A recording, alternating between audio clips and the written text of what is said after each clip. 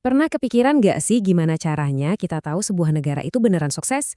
Kita kan sering banget dengar soal PDB, pertumbuhan ekonomi, angka-angka yang kelihatannya keren. Tapi, apa angka-angka itu menceritakan semuanya? Apa itu cerminan kebahagiaan warganya? Nah, hari ini kita bakal bongkar pertanyaan itu sama-sama. Nah, ini dia nih pertanyaan intinya. Kelihatannya simpel ya. Negara kaya, rakyatnya pasti sejahtera dong. Tapi kalau kita berhenti sejenak dan beneran mikir, apa iya selalu begitu?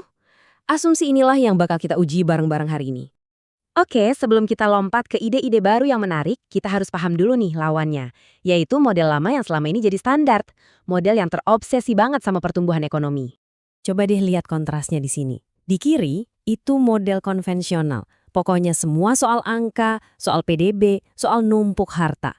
Pendekatannya top-down, satu resep buat semua negara. Sekarang, bandingin sama yang di kanan. Fokusnya geser total ke manusia. Kesejahteraan mereka, kebebasan mereka, dan solusinya datang dari bawah. Ini bukan sekedar perbaikan kecil loh, ini benar-benar revolusi cara berpikir. Sekarang kita masuk ke alternatif besar yang pertama. Ini adalah sebuah ide yang saking kuatnya sampai mengantarkan penemunya, Amartya Sen, meraih hadiah Nobel.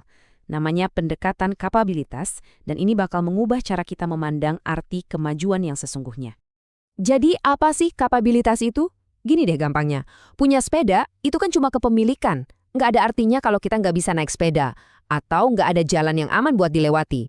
Nah, kapabilitas itu adalah kebebasan nyata, buat pakai sepeda itu untuk kerja atau sekedar bersenang-senang.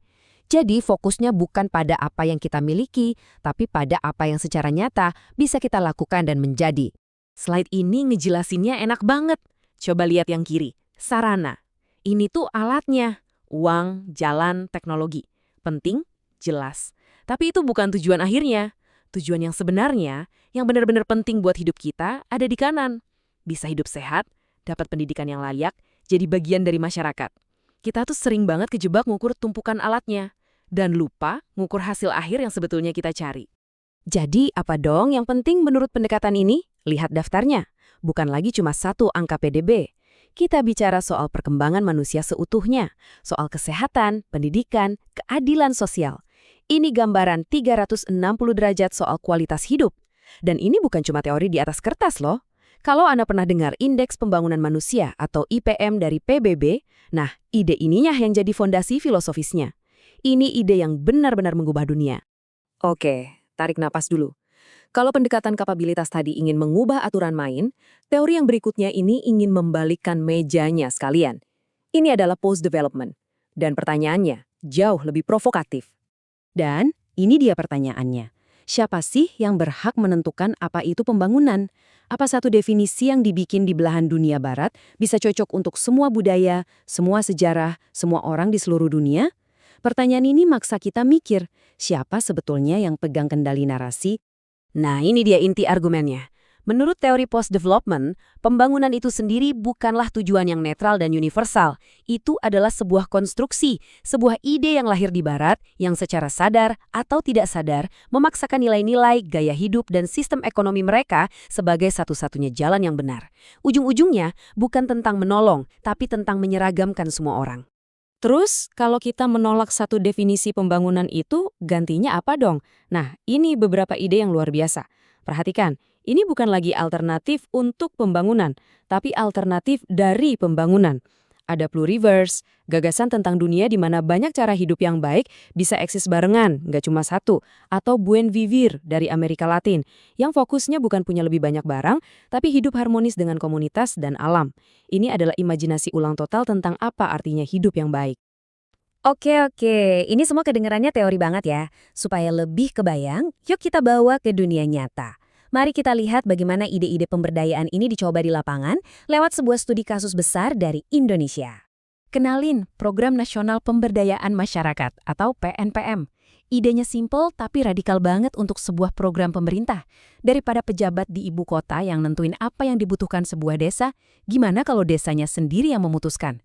Kasih mereka kendali, kasih mereka dana. Dan ini hasilnya kita lihat secara berimbang ya. Di kolom pencapaian, partisipasi masyarakat memang naik, rasa memiliki proyek jadi lebih kuat, transparansi juga meningkat. Itu kemenangan besar. Tapi kita juga harus jujur lihat kolom tantangan, muncul ketergantungan pada bantuan, dan pengurangan kemiskinannya nggak merata. Ini pelajaran yang mahal banget.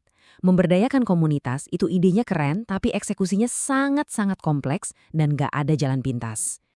Jadi, dari semua perjalanan kita melintasi berbagai ide besar ini, apa sih yang bisa kita bawa pulang? Yuk kita rangkum jadi beberapa poin kunci. Ini dia intinya.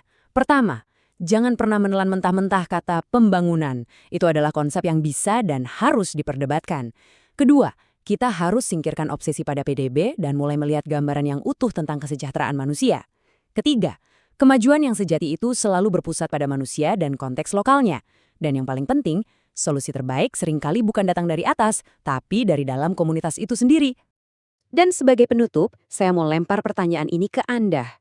Lupakan sejenak soal negara atau dunia. Coba pikirkan komunitas Anda sendiri, lingkungan tempat tinggal Anda, kota Anda. Dengan semua yang kita bahas hari ini, menurut Anda, bagaimana seharusnya kita mengukur kemajuan di sana? Apa sih yang benar-benar penting? Coba deh renungkan. Terima kasih banyak sudah menyimak.